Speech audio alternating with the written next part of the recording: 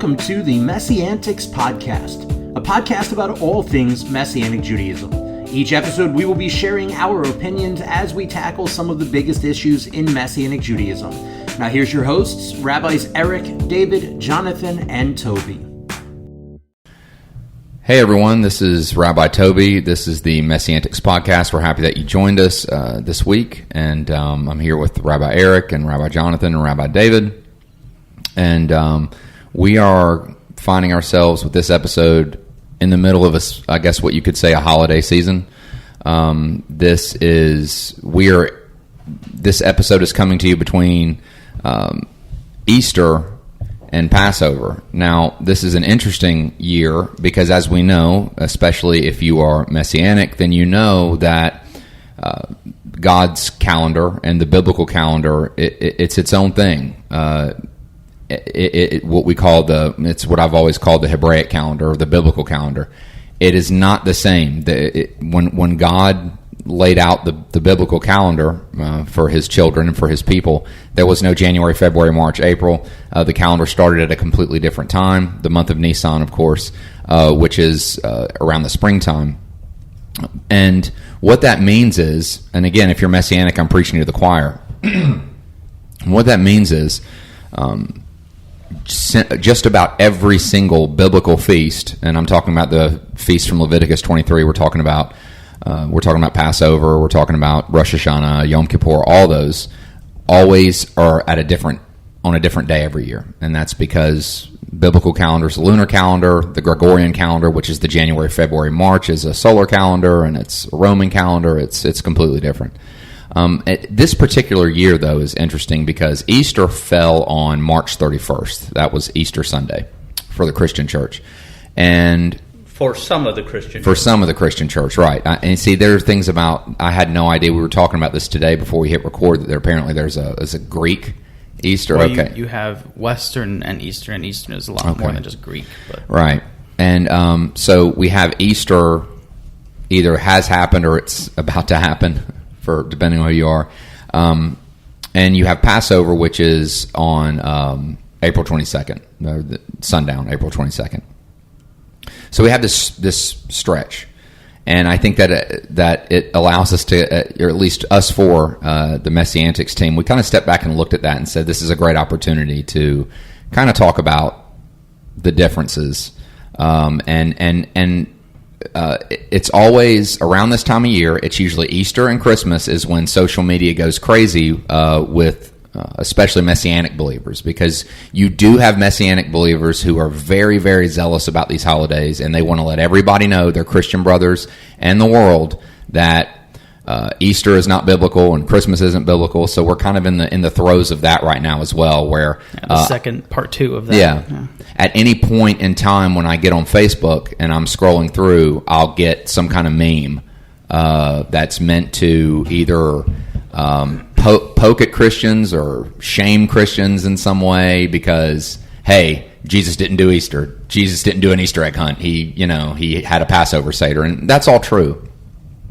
And some of that can be really problematic. And I come from a place as being a Gentile Christian, called out of the church into Messianic Judaism. And I remember the first couple of years, I was not a fun person to be around because I had that view, really zealous, really intense. And God absolutely humbled me and said, hey, look,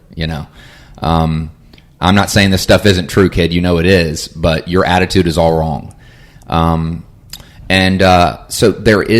I think there's a place to discuss that as a problem with Messianic believers just coming from a place of the wrong approach, even though they're right. But then there's this other part of the discussion. There's always another side of the discussion, I think, to discuss a problem in the Messianic movement where, and it's something we've talked about as a group off and on many times, which is the Messianic movement. It seems to be they have taken the discussion of what to do with Gentiles in the movement that was had in Acts already. And you have to understand, when they were having the Jerusalem Council in Acts, there was no Christian church. They didn't say, well, here's what we'll do. We'll create a church and Gentiles can go to that church. And then Jews can just still worship. No, there were Jews and Gentiles, one a Messiah, and they were all doing the same stuff. And then the church came along a few hundred years later. But the fact of the matter is, it amazes me that question is still being discussed in the way it's being discussed with some Messianic Jewish believers still saying things like, well, look, Gentiles don't have to do this stuff. Okay, well, if Gentiles don't have to do this stuff, and you want Gentiles to say, okay, or we've talked about there's a Messianic synagogue somewhere, and we don't like to mention names and this, that, and the other, but I know there's a Messianic synagogue that if, in order to keep a quota of Jews in their synagogue, they'll give, when Gentiles come, they'll give them brochures to churches in the area, right? So my problem is that if you're going to do stuff like that, then you don't need to say anything about Christmas and Easter. If you're gonna not allow, if some Messianic synagogues and some Messianic Jews are going to be against full Gentile participation in the Messianic Jewish synagogue lifestyle and Messianic Jewish life, right, then you don't need to say anything about what they do. If they're worshiping God and if they're worshiping the Lord, if they're and so that's kind of our launching point there. I hope I did a good job kind of summing up kind of all the different things that came up when we were discussing this episode. Rabbi Eric has a very timely blog post on his website called, with a very clever title called "Why I Pass Over Easter," and it's really good. And I'm sure he'll talk a little bit about that. So now that I have kind of jumped us all off the diving board, I'm gonna throw it out there. So I want to dive into this real quick because I think the timing of some of your statements, I think the timing of the conversation is opportune because this is what we're dealing with right now, but the timing of some of your statements were really opportune because you talk about how, and I always talk about it in our congregation, I try to warn people, if you're coming out of the church, especially Gentile believers coming out of the church into Messianic Judaism that had never experienced Judaism before, coming into Messianic Judaism, like you kind of alluded to, there's this cycle that you go through where you feel like the church has always lied to you. You're angry that the church has lied to you. You're angry at the church. You don't necessarily believe the church or really believers. And then eventually, a year or two into being a part of Messianic Judaism, you kind of get your head out your tail. Hopefully. Hopefully you stop having as much attitude about it, and you start to realize, okay, look, the church wasn't necessarily intending to lie to me. I wasn't robbed. And I wasn't robbed, and now God has me where he has me, and this is great. And there's this whole kind of process that goes to it. But, you had talked about how in the early days, a lot of people will get that real angst and anger and try to rail against Easter and rail against the church for doing Easter instead of Passover. And here's all the reasons it's wrong. And it made me, as you started talking about it, it made me think this week, and we're recording this, by the way, on April 3rd, right? So this Shabbat, we read Parsha Shemini. And Parsha Shemini is the actual beginning of the priesthood performing their job as the priests, as the Kohanim of Israel. And in the midst of this, we see Nadav and Abihu, which are the two eldest sons of Aharon or Aaron, who end up dying because the presence of God falls on the tabernacle. They get excited, and with what I think is likely, and this is just my interpretation of the narrative, what I think is likely a righteous zeal that was misplaced in its application. They rushed in with what the Torah calls Eitzerah, was strange fire, rushed into the tabernacle because they wanted to be in the presence. They rushed into the presence and they weren't supposed to be there at that point in time, right? And there was this whole thing.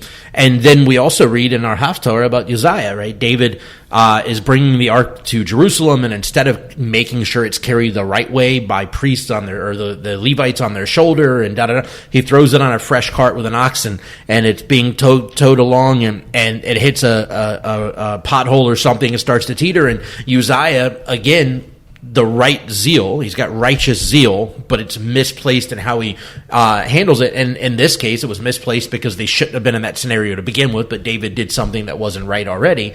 He reached up to stabilize the ark because he didn't want it to fall over. And in doing so, he ends up dying because he touched the ark and wasn't supposed to.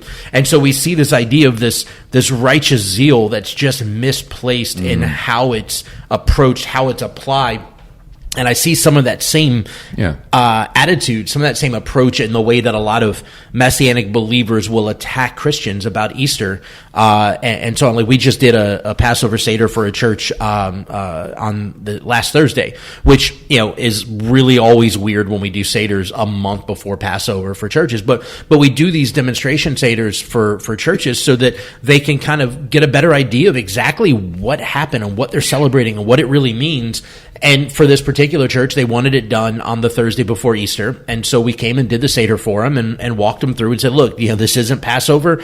This isn't the real thing, but here's what and we walked them through what it would look like. And it was this really neat, eye-opening experience. I didn't go off the rails about you shouldn't be celebrating Easter and the fact that and this is what you should really be doing and da-da.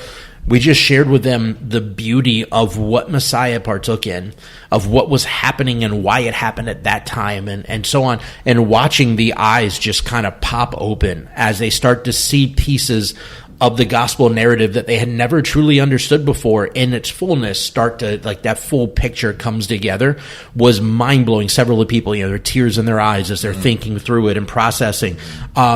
And so I just think it's interesting the timing of this conversation, not just because of Easter and Passover and they're being a month apart this year, almost a month apart this year, but that we're talking about this on the week of Parsha Shemini with the idea of this misplaced zeal. So I'll kick it out from there to add one extra layer to the conversation. Yeah, I think that there's a number of things that we really need to dialogue about in talking about this, and one of those is that just because something was revealed to you doesn't mean that everybody instantly got the same revelation. I remember when I became a believer, it was so clear to me who Yeshua was, that he was the promised Messiah, that he was the Messiah of Israel, that he was the sacrifice, all the things. And so I sent a letter. I wrote a letter to my father and my mother and my brothers and said, this is what I found. And they absolutely rejected every word of my letter, and it offended me, internally, because I had found this great thing that I was going to share with everybody so that they would see the truth and know the truth, and they absolutely rejected it because they weren't in a place to receive. Just because God had revealed to me who the Messiah was, that didn't mean that everybody in the world got that same revelation at the same time. Right. And we need to be careful that when we get something revealed, like the fact that Passover is the actual day that Yeshua was crucified on, that he was resurrected during first fruits, that he, all the things that we see, that we know that are biblical, that are accurate, that are true, but not everybody knows that yet. And sometimes we can be offensive in our presentation and then get offended that somebody rejected the truth when we presented it to them as if they were rejecting us, instead of the fact that they just aren't in a place to receive that. Now, that doesn't mean we shouldn't try to share.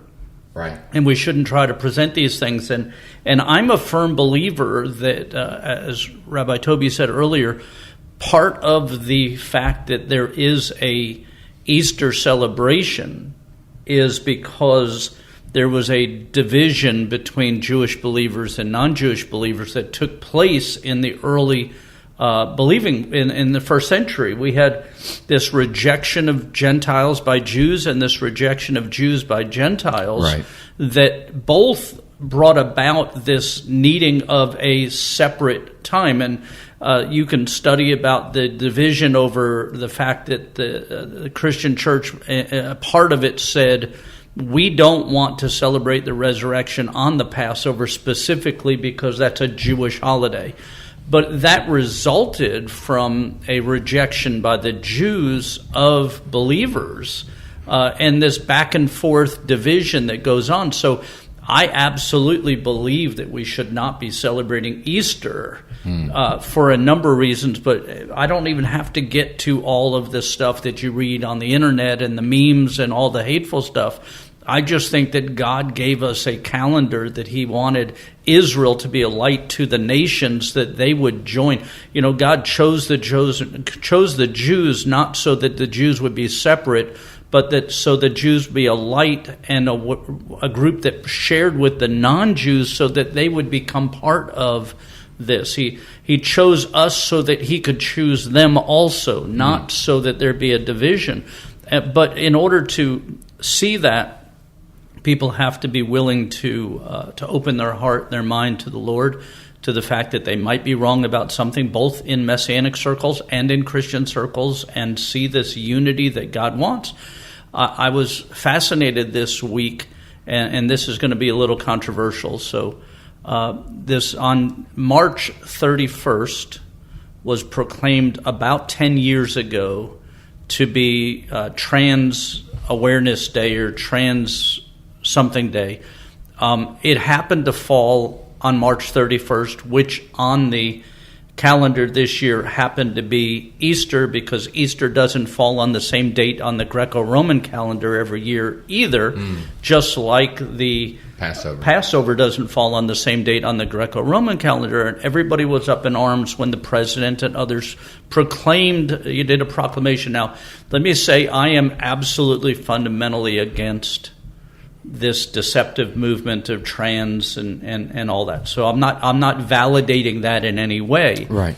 But the same response that people have, that believers have, to the changing of that day, the purpose, the meaning of what they call Easter or Resurrection Sunday, by political people redirecting it and renaming it Trans Awareness Visual Day or whatever it was, is exactly how many Messianic Jews and others look at calling Passover Easter. Wow, I never thought of that. That's so true. And so when you take a day that God appointed, Passover, right, and first fruits, and all the unleavened bread and all this that's biblical, it's in Leviticus, it was followed by the disciples, it was followed by Yeshua, all of this happens, and then rename it and move it and fundamentally shift the focus.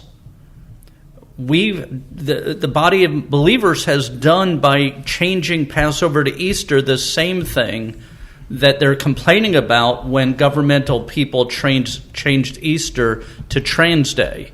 And so we just have to be aware of these things. And again, I'm not saying that to attack Christians who celebrate Easter. Mm-hmm. I'm just saying that there was a fundamental shift that took place, replacing Passover with Easter. And I would like to see all believers in Yeshua return to unity in celebrating the resurrection, the death, and the burial at the time they happened on the biblical holiday, in unity, loving one another and welcoming one another to observe this feast in unity, rather than having... My problem with Easter is the divisiveness and the replacement part of it, not all of the other stuff that happens that people look at in bad history and bad all kinds of stuff that goes on. But I would love to see there's one faith, one body, one immersion, one God, and we should be doing things in unity and doing that. So my problem with Easter is this separation that God, I think, wants to be restored. Yeshua said, they will know you're my disciples, but by your love one for another. And this unity that he had established of Jew and non-Jew as the wild and the natural branches are grafted into the same olive tree.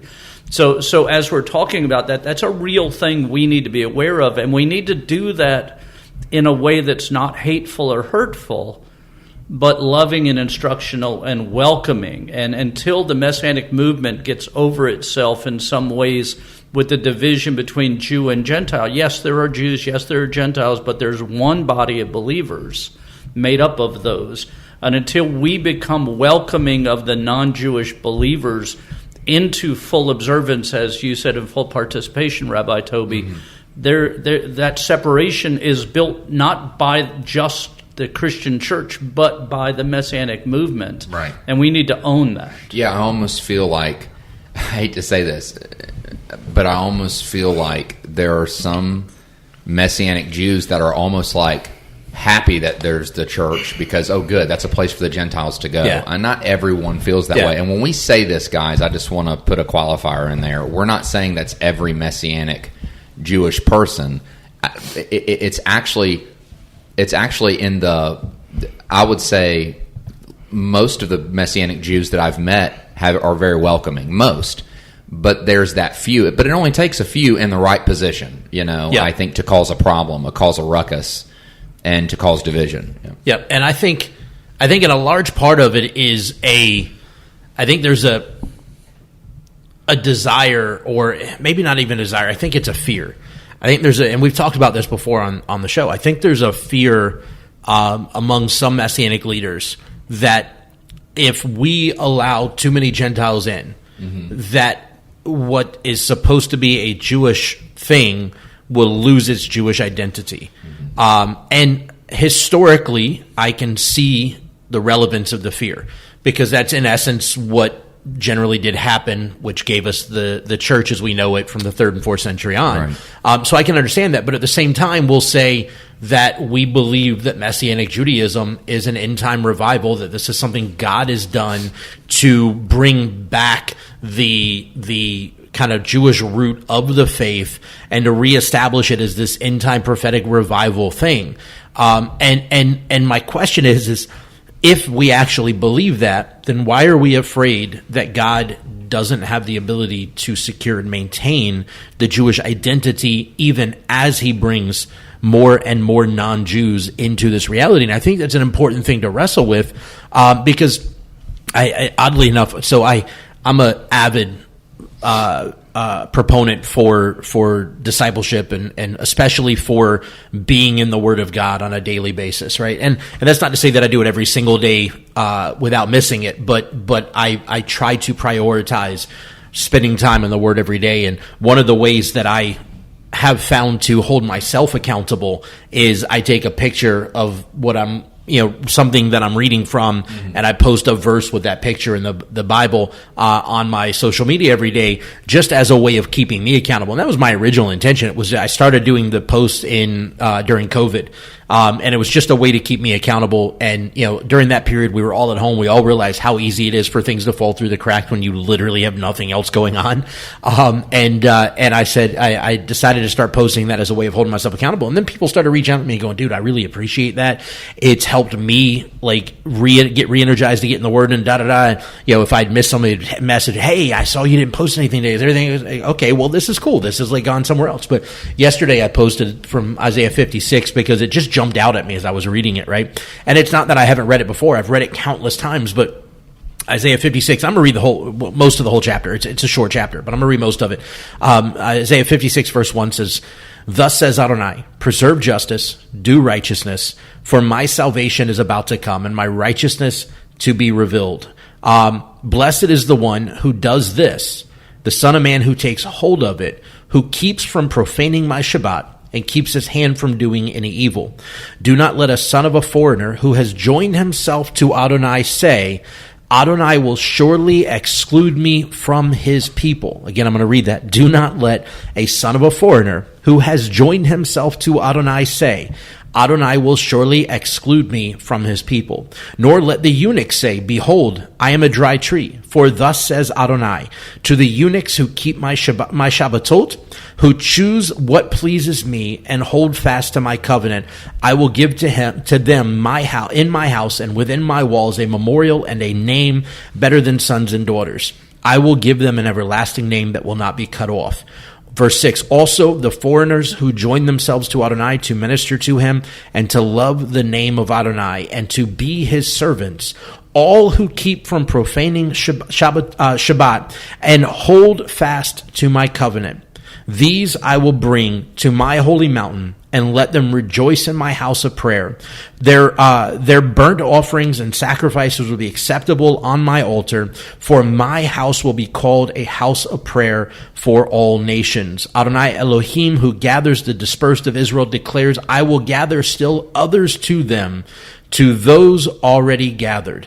And I just think it's a really powerful passage, because this is right in the same frame of text, Isaiah 40 to Isaiah 60 is just chock full of messianic prophecy, pointing to the first coming of Mashiach and this idea of restoration and renewal. And here we see the heart of God for not just Israel, not just the Jewish people, to observe his Shabbatot, his Shabbats, which, by the way, is not just the weekly Shabbat. It's not just Friday night and Saturday, but it's all of the Shabbatot. It's all of the feast days and such that have Shabbats included with them and so on.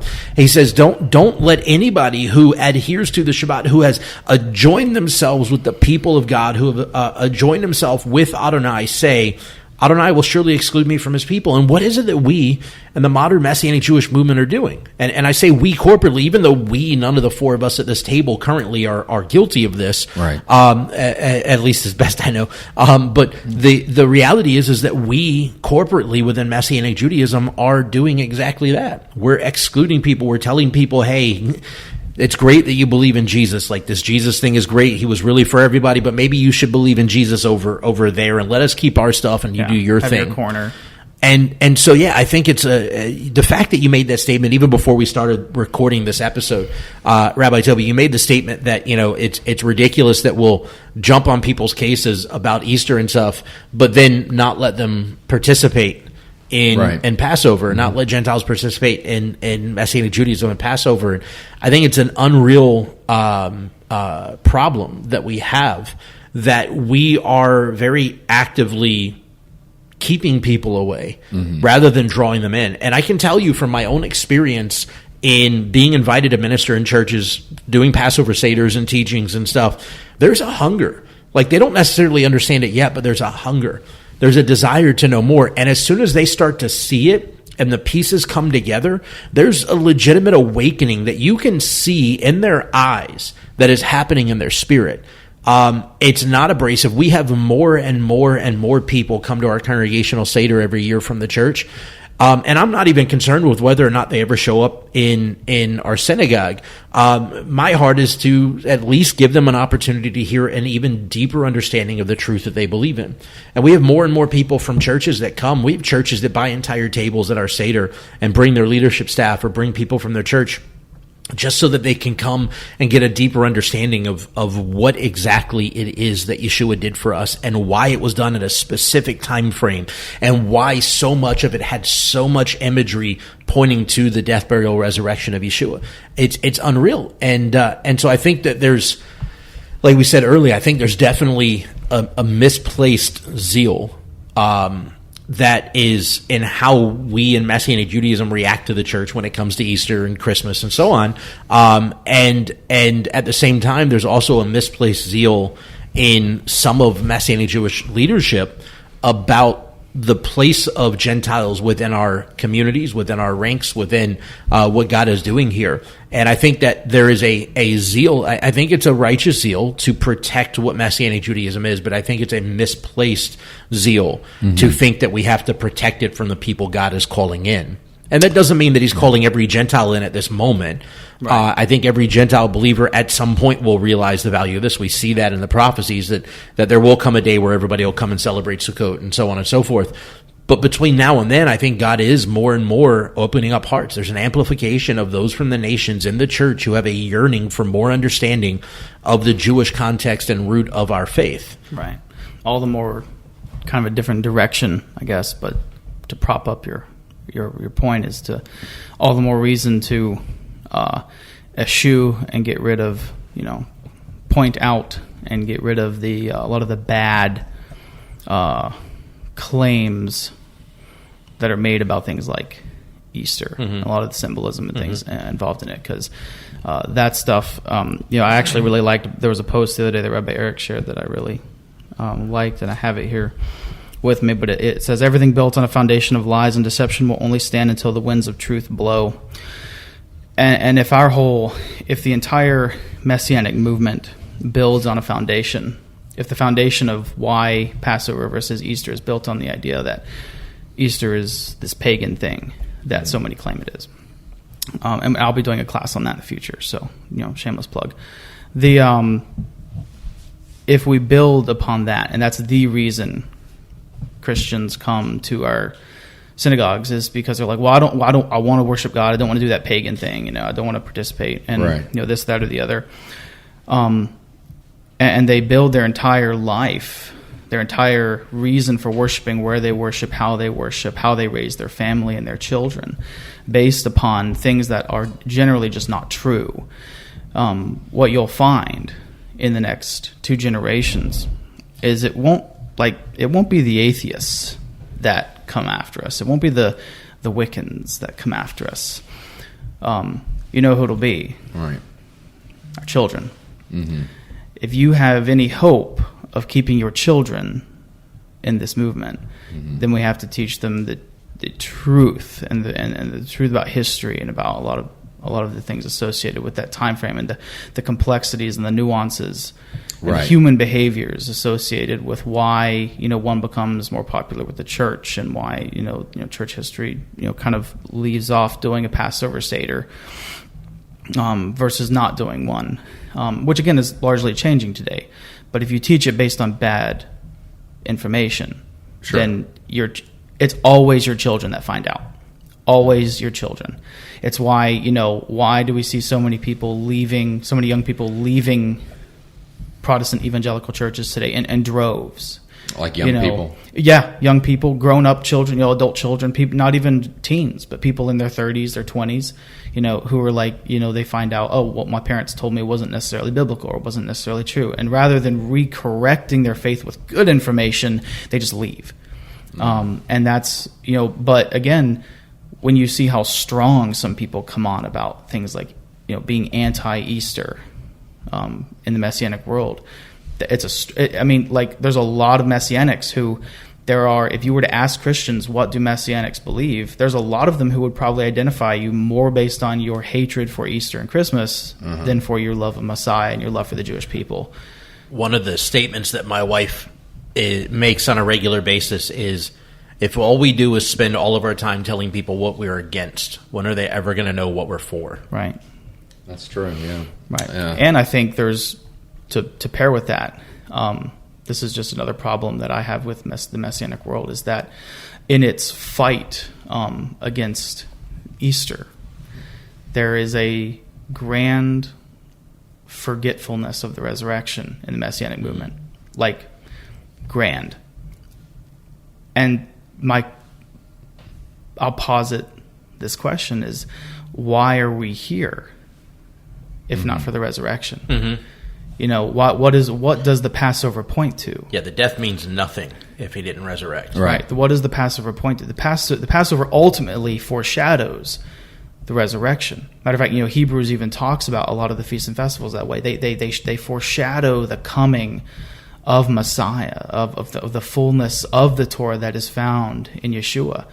And in our, what I will call a non-argument fight against Easter, we end up forgetting the resurrection. Because I have never been to a resurrection service into the Messianic movement that was on par with how much we emphasize Passover. Ever. And the resurrection is ordained from creation. Creation exists because God knew the resurrection was coming. Everything leads to that. Yeah, and we have to remember that, contrary to popular belief, resurrection is a Jewish belief. It's a Jewish concept. Actually, on Shabbat we say the Gevarot, right, which says, "You, O Lord, are mighty forever. You raise the dead with abundant mercy, uphold the falling, heal the sick, set free those in bondage, and keep faith with those who sleep in the dust." And then it says, "Who is like you, master of mighty deeds, and who can compare to you, king, who causes death and restores life and makes salvation sprout, and you are faithful to resurrect the dead. Blessed are you, O Lord, who resurrects the dead." Right. Resurrection is a Jewish concept. It's a Jewish belief. It's part of our faith as Jews, and it's the fullness of the promise of Messiah is the death, not just the death, which we celebrate at Passover, not just that he died for our sins, not just the lamb that was slain. All of that is wonderful, but without the resurrection, there's no newness of life. There's no, there's nothing for us to hold on to for the future. We become like the faith that Paul describes. If none of this is true, then we should just party it up because, what's here for us? Nothing. Right. So it's none important that when we talk about these things, now again, none of us are saying that Easter should be the alternative to Passover, but we need to remember that part of the reason the church does Easter is because there isn't enough focus on the resurrection in Judaism and in Messianic Judaism. Mm-hmm. Right. And I can, it's part of, and this is just because my background is more high church Protestant, like Lutheran, that, there's, when they celebrate the resurrection, it is really celebrated. Mm-hmm. Like it is, we like on Yom Kippur, we get dressed up. It's all white. Again, it's not so much a celebratory holiday as it is somber, but there's a real intent behind showing up to a Yom Kippur. Yeah, it service. seems like within Messianic movement, to me at least, and this I fault myself involved in this as everybody else is. We spend more time fighting against Easter than we do celebrating the resurrection. Yeah. Mm. And we spend more time fighting against Christmas than we do celebrating the birth. And I'm not saying that we should, Judaism doesn't celebrate births. I understand all that. But there's a point at which, to some people that look from outside the Messianic movement into the Messianic movement, that the resurrection is an afterthought of the focus of Passover. And part of that is, let's be honest, that Passover has become one of the largest outreach tools of the Messianic movement because in Judaism, even if somebody isn't observant at all, it's somewhere above 70% of the Jews in the world celebrate Passover, even if they never attend synagogue, even if they don't do anything else. It's like Thanksgiving. Yeah. So it's an opportunity for us to touch and connect with Jewish people while their minds and hearts are on the Passover. But somewhere in our focus of reaching the Jewish people, we've lost the reverence and the honor and the joy of the resurrection. Yeah. Well, and like we said, the reality is the Passover would mean nothing if there was no resurrection, right? I mean, it would still be a commanded feast. It would still have its connection to Egypt and so on. But in terms of Mashiach, it would mean nothing without the resurrection. That's one of my issues with the cross as a prominent imagery in the body of Messiah. And not that, like, I can go through a whole lot of historical reasons why as a Jewish person I'm not fond of it, but that's not even what I'm dealing with right now. But for me, it's like we're focused on the implement of the sacrifice, on the implement of the death with the imagery of the cross, whether we're talking the empty cross of most of Protestant evangelicalism or we're talking about the crucifix of the Catholic Church where he's still on the cross in the imagery. We're focused on the death, on the implementation of the death, rather than on the resurrection. Whereas, and I've asked people straight up, like, if he were killed by firing squad, would we have all worn little gold rifles around our neck? If he had been killed by, what was it, Old Big Yellow or Old Yellow, whatever it was, the electric chair at Atmore, Alabama, would we all wear little golden electric chairs around our neck? Like, the implementation, it was nothing but a means to an end. The cross was nothing but a means to an end. Right. Yes, we can rejoice in what the cross means. That's great. But in and of itself, it was a means to an end. Without the resurrection, the cross means nothing. Mm-hmm. Without the resurrection, the death means nothing. And so why do we so hyper-fixate on the tool, the implement used for the sacrifice, while not having, like, if we could come up with, and maybe this is a challenge to us in the MessianTics to start this, I don't know. If we could come up with a image representing the resurrection, an open tomb or whatever. Well, I don't even care. Angel Some Studios did that. They created a necklace. Oh yeah, If we could come up with some sort of really neat resurrection minded imagery, like, dude, I'd be all that could be a unifying factor between Messianic Judaism and the rest of the body. Like, we could all realign our focus on something that matters, right? And I think it's interesting that we spend all of our time, and Messianic Judaism we spend all of our time fighting battles that really don't need to be fought. Yeah, and talking about discussions that I think had already been settled. Yeah, exactly. You know, like the Jerusalem Council situation. Exactly. Yeah. And because we're fighting battles that don't need to be fought, we're ignoring the battles that need to be fought. Like, I really appreciate, Rabbi Jonathan, you bringing up the idea that we under-celebrate or under-commemorate, under-recognize the resurrection. Like, we talk about it, sure. But we, especially in Messianic Judaism, where we're celebrating Pesach, we have the supreme opportunity. If we're going to do the whole "this is the right time," we have the supreme opportunity to focus on the resurrection, because we have a generally solid idea of exactly when it occurred. And we could very easily, this year, this day, every year, not day of the week, but this day of unleavened bread every year, we're going to have a massive resurrection ceremony service, a massive worship service focused on the resurrection, or whatever. Matter of fact, I just sent Rabbi Toby's wife, Brooke, our worship leader at CMC, I just sent her a text and said, hey, I didn't think about this till just now, but the Passover Seder for the congregation this year is on April 25th.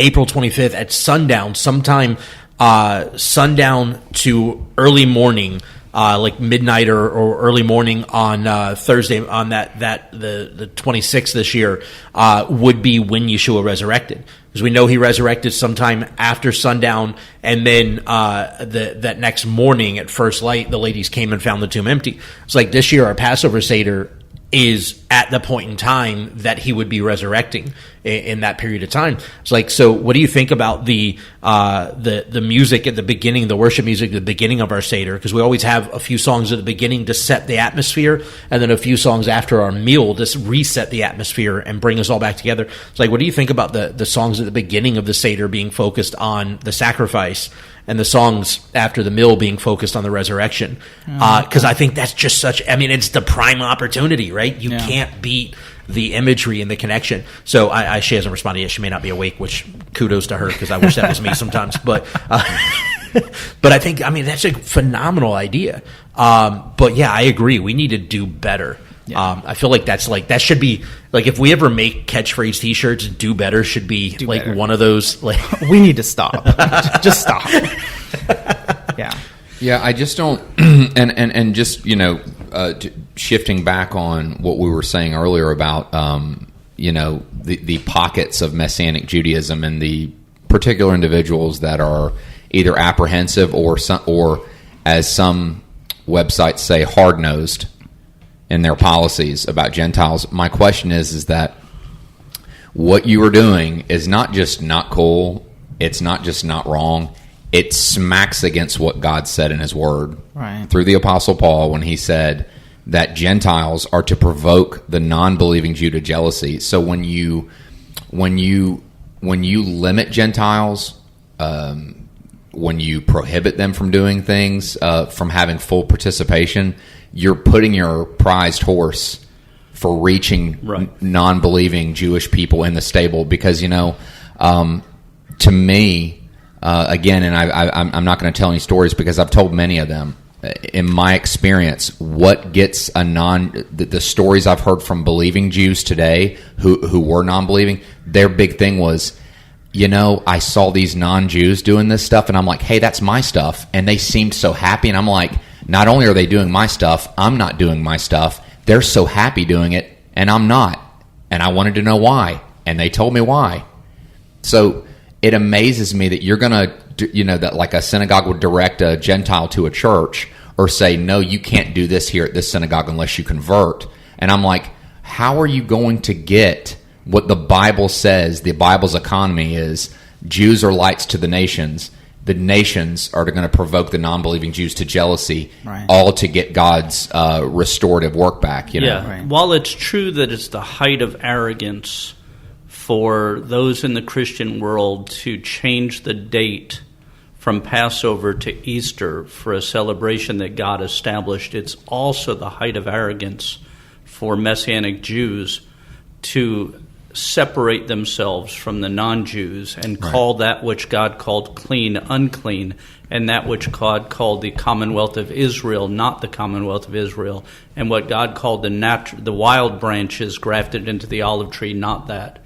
And so while it's, I think, wrong for the church to celebrate Easter, is my opinion, on a day different than when God established the resurrection, when God established the plan from the very foundation of the stars and the sun and the moon, when he established them so we would know the Moedim, or the appointed times, in Genesis 1, for Jewish people to push non-Jewish people out of Passover, and to say things like, well, Gentile believers don't have to, or shouldn't, or should just celebrate Easter rather than Passover, is the height of arrogance to tell God, okay, I know you did this, but we like it better this way. Right. We want this separation.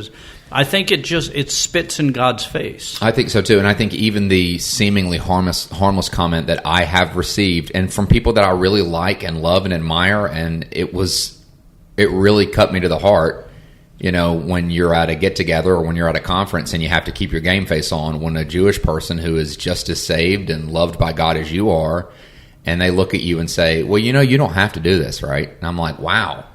Like, that makes me feel fantastic. Yeah. Well, especially for me, it's especially like concerning when like it's the same. Those same people will also share and teach and post things about the supposed pagan origins of things like Easter. So it's so you're just going to let people sit, and that first of all, again, eschewing the pseudo history and pseudo mythology of it being from pagan origins, people. Like you would let someone sit in paganism, that you were firmly believing in this. You would let someone sit in that rather than inviting them to do the things of God. Tells a lot about your character. And I'll just be honest, like I don't know where some of these people in leadership get how do you get in leadership? These are sick people a lot of the time. And I just want to say before Rabbi Eric says something, it's connected similar to what Rabbi David said earlier in the episode. To me, it also tells me about It also tells me about how you feel about God's ability to maintain a righteous remnant of Jewish people. Because my thing is that, you know, when they say, well, we got to keep this thing Jewish, we got to make sure there's this. I was like, those discussions aren't on the table. That's not even on the table. Like, God told you to take this to the nations. He told Paul to. Right. So the fact there's always been a righteous remnant, that's God's department, not like Rabbi Blank or Rebitz and Blank's responsibility to say, well, we got to make sure we keep this thing Jewish so there's a remnant.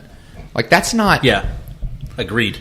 Blank as in fill in the blank. I understood what you were saying. I didn't want to... So yesterday I went to I was invited to a clergy meeting, clergy luncheon for a local political group. And when a couple of the speakers got up and they said, America is a Christian nation. And they said it several times. And when they had invited me to come speak, and I said, listen, I understand, I think, what your heart is in saying what you're saying. I said, but America isn't a Christian nation. When you call it a Christian nation, you're saying that I'm not a part of it because I don't consider myself or call myself a Christian. And you're disenfranchising a lot of people that live here. Now, if you want to say America was founded on Judeo-Christian values, that's more accurate. Then that's accurate. But to say it's a Christian nation, it disenfranchises, it separates everybody who's not Christian. Yeah. As if they can't be an American. And when we say Passover is a Jewish holiday, that's a good point. Then we're pushing away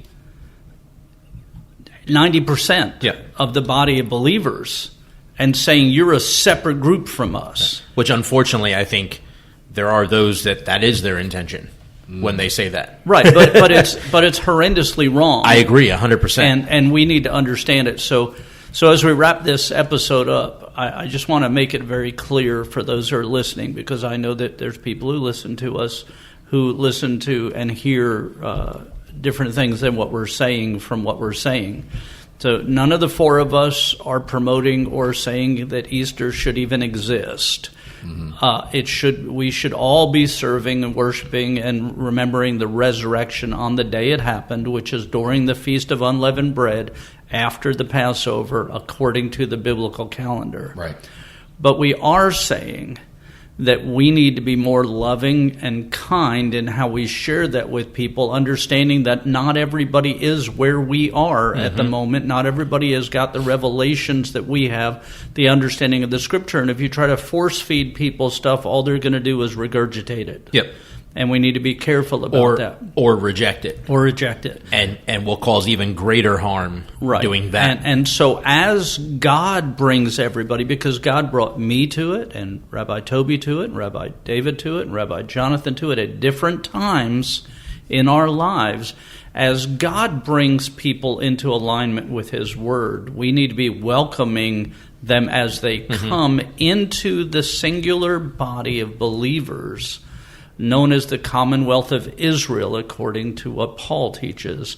Not pushing them away, not dividing, not causing more divisions or building up more walls of separation, but we need to be welcoming both Jewish and non-Jewish people into the alignment with God's Word and God's calendar as God brings them to that. We need to do everything we can to teach, to instruct, to welcome those people in, but we need to do so in a way that's godly and righteous and loving as this is happening, rather than being hateful, which some of what I see online is absolutely hateful. And just wrong. And wrong on top of being hateful, but which is just the wrong way to do it. So we welcome you, all of you, to celebrate His death on Passover when it happened, to celebrate His resurrection on first fruits in the middle of the Feast of Unleavened Bread, and to join hands with us as we do so, because we are all Jew and non-Jew, one in Messiah. Yep, and if you're listening to this episode, which will air before Pesach for sure, if you're listening to this episode and you have an interest in attending a Messianic Jewish Passover Seder, go on Google, search for your area for a Messianic Jewish congregation, or even easier than that, I would also recommend you go to the IAMCS.org, UMJC.org, Tikkun, is it TikkunAmerica.org, I believe, Chosen People Ministry, something like that. Look at these sites and see what congregations they have in your area. They're congregations that I can, with general reason, say they're okay to go to. Go check them out. That I can vouch for. And if there isn't a Messianic synagogue in your area, look on Chosen People's. I think Jews for Jesus still does Passover Seders in churches, and find a Passover Seder that you can attend, because it will, as Rabbi David says, open your eyes to things in the Scripture that you may not have yet seen. Yep, and I don't think you guys are doing one this year, right? You're still working on. We're not doing one. So, but Congregation Maim Chaim does one every year. Am Yisrael does. Beit Israel in Mobile is doing one. Beit Tree of Life in Slidell, Tree of Life in Mobile is doing one. I think DMF is doing one. And DMF, Dothan Messianic Fellowship, is doing one in the area. So we encourage you, find a local community, local Messianic congregation you can join and become part of their Passover Seder. And if there's not one in your area, look for a church that has welcomed a Messianic leader in to do a Passover Seder, and then participate and see if it doesn't bring some light in darkness, a little extra joy to your worship, and tears to your eyes as you see the hand of God weaving His Word together from Genesis to Revelation. Yep, and we've had a few people that have asked how they can email us. We do not, as of yet, have an actual email address for the podcast. That might be something we change in the near future. But nonetheless, if you have questions or comments you want to share with us, you can email us at, my email address is rabbi@shalomeasternshore.com, rabbi@shalomeasternshore.com. Rabbi Toby's is toby@shalomeasternshore.com. Mine is rav.eric@britom.org, and Jonathan's is jonathan.riston@britom.org. And you can always go to our Facebook page and message us through there. And with that said, we will see you guys next week. And remember, do better. And stop.